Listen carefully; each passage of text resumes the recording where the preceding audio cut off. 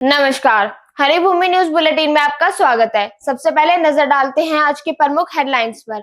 भूकंप से भारी तबाही, बैंकॉक में आपातकाल, दो जुड़वा बेटियों को उतारा मौत के घाट, हाथी ने 4 लोगों को कुचलकर मार डाला, सेना को मिलेंगे 156 प्रचंड हेलीकॉप्टर, आग से 160 छात्राओं को सुरक्षित बाहर निकाला, राजशाही की मांग को लेकर नेपाल में प्रदर्शन। अब खबर विस्तार से। सबसे पहले बात करते हैं विनाशकारी भूकंप की, जिसने कल सुबह म्यांमार और थाईलैंड को हिलाकर रख दिया। भारत के पड़ोसी देश म्यांमार में बेहद ही शक्तिशाली भूकंप से धरती कांप उठी।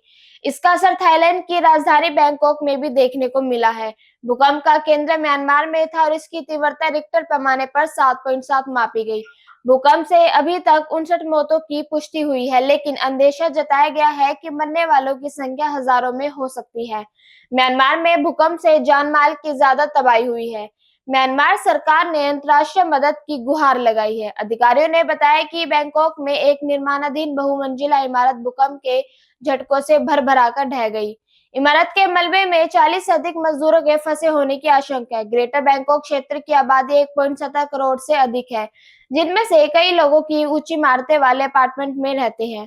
दोपहर करीब 1:30 बजे भूकंप आने पर इमारतों में अलार्म बजने लगे और घनी आबादी वाले मध्य बैंकॉक की ऊंची इमारतों एवं होटलों से लोगों को बाहर निकाला गया। भूकंप इतना शक्तिशाली था कि कुछ ऊंची इमारतों के अंदरूनी हिस्सों में स्विमिंग पूल में पानी में लहरें उठती दिखी।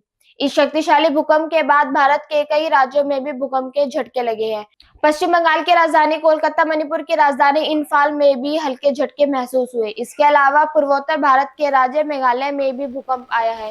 थाईलैंड में भूकंप के बाद आपातकाल की घोषणा कर दी गई है। अब बात करते हैं राजस्थान की, जहां सीकर जिले के निमका थाना इलाके में दिल दहला देने वाला मामला सामने आया है। एक कलयुगी पिता ने अपनी 5 महीने की 2 जुड़वा बेटियों को बेरहमी से मौत के घाट उतार दिया। ये खौफनाक वारदात सुनकर हर किसी का दिल कांप उठा। पुलिस के अनुसार आरोपी अशोक कुमार ने पहले अपनी पत्नी अनीता को पीट कर अधमरा कर दिया। उसके बाद अपनी नन्ही बेटियों निधि और नव्या को जमीन पर पटक कर उनकी जिंदगी छीन ली। इस हैवानियत के बाद अनीता दर्द और सदमे से बेहोश हो गई, लेकिन अशोक का गुस्सा उसके बाद भी शांत नहीं हुआ। उसने परिजनों के साथ मिलकर दोनों बच्चों के शवों को कलेक्ट्रेट के एक पास रोड में दफना दिया। मृतक बच्चों के मामा सुनील यादव ने इस खौफनाक खेल का पर्दाफाश किया और कोतवाली पुलिस को सूचना दी। अगली खबर झारखंड से आ रही है, जहां गुमला और सिमडेगा जिले में गुस्साए हाथी ने घंटे के दौरान 4 लोगों को कुचलकर मार डाला। हाथी के हमले में 2 अन्य लोगों के घायल होने की भी सूचना है। इन घटनाओं से इलाके में कोहराम मच गया है। बताया जा रहा है कि ये हाथी अपने झुंड से बिछड़ने की वजह से गुस्से में है। हाथी जिन इलाकों से गुजर रहा है वहां भगदड़ और दहशत का आलम है। बताया गया है कि ये हाथी सुबह करीब 6 बजे गुमला के पालकोट थाना क्षेत्र में भटक रहा था। इसी दौरान बर्दिया देवगांव में शौच के खेत की तरफ गए क्रिस्टोफर एका को कुचल डाला। मौके पर ही उन्होंने दम तोड़ दिया। थोड़ी देर बाद उसने थोड़ी दूर स्थित टेटाटोली गांव में पौधे से लहार निकाल रही हेमवती देवी को सूंड में लपेटकर पटक दिया। उनकी भी तत्काल मौत हो गई। 2 अन्य लोग अजय मिंज और इमिल बाबी हाथी के हमले में बुरी तरह जख्मी हो गए, जिन्हें इलाज के लिए हॉस्पिटल में दाखिल कराया गया है।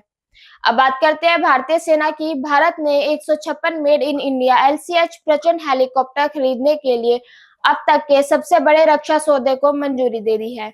सुरक्षा मामलों की कैबिनेट समिति की बैठक में यह फैसला लिया गया। रक्षा मंत्रालय ने इस वित्तीय वर्ष में 2.9 लाख करोड़ रुपए से अधिक के अनुबंधों पर हस्ताक्षर किए हैं। रक्षा अधिकारी ने जानकारी देते हुए बताया कि यह हिंदुस्तान एरोनॉटिक्स लिमिटेड के लिए अब तक का सबसे बड़ा ऑर्डर होगा। हेलीकॉप्टर कर्नाटक के बेंगलुरु और तुमुल स्थित उनके प्लांट्स में बनाए जाएंगे। प्रचंड दुनिया का एकमात्र अटैक हेलीकॉप्टर है जो 16,400 फीट की ऊंचाई पर भी उड़ सकता है। अगली खबर नोएडा से आ रही है। ग्रेटर नोएडा के थाना नॉलेज पार्क क्षेत्र में एक गर्ल्स हॉस्टल में आग लगने का मामला सामने आया है।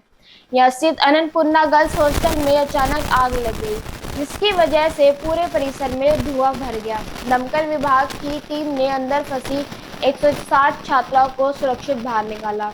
वहीं करीब 1 घंटे में आग पर काबू पा लिया गया। बताया जा रहा है कि हॉस्टल में लगे एसी का कंप्रेसर फटने से आग लगी। घटना का एक वीडियो भी सोशल मीडिया पर वायरल हो रहा है। इसमें 2 छात्राएं आग से बचने के लिए खिड़की से उतरती दिख रही हैं। राहत की बात यह है कि इस हादसे में किसी की जान नहीं गई। अंत में बात करते हैं नेपाल की। नेपाल की राजधानी काठमांडू में कल सुरक्षा बलों और राजशाही समर्थकों के बीच झड़प हो गई। राजशाही और हिंदू राष्ट्र बहाली की मांग के लिए प्रदर्शन कर रहे लोग पुलिसकर्मी आमने सामने हो गए। पुलिस ने स्थिति को नियंत्रित करने के लिए आंसू गैस और रबर की गोलियां चलाई। वहीं प्रदर्शनकारियों ने कई घरों, इमारतों और वाहनों में आगजनी की है। बिगड़ी स्थिति के बाद तिनकुने, सीनामंगल और कोटेश्वर इलाकों में कर्फ्यू लगा दिया गया है। भड़के प्रदर्शनकारियों ने एक बिजनेस कॉम्प्लेक्स, शॉपिंग मॉल, एक राजनीतिक पार्टी के मुख्यालय और एक मीडिया हाउस की इमारत में आग लगा दी। इस घटना में 12 से ज्यादा पुलिस अधिकारी घायल हुए हैं। ऐसी ही खबरों से जुड़े रहने के लिए देखते रहिए हरिभूमि टीवी। और अधिक विस्तार से जानना है तो हरिभूमि अखबार पढ़ें।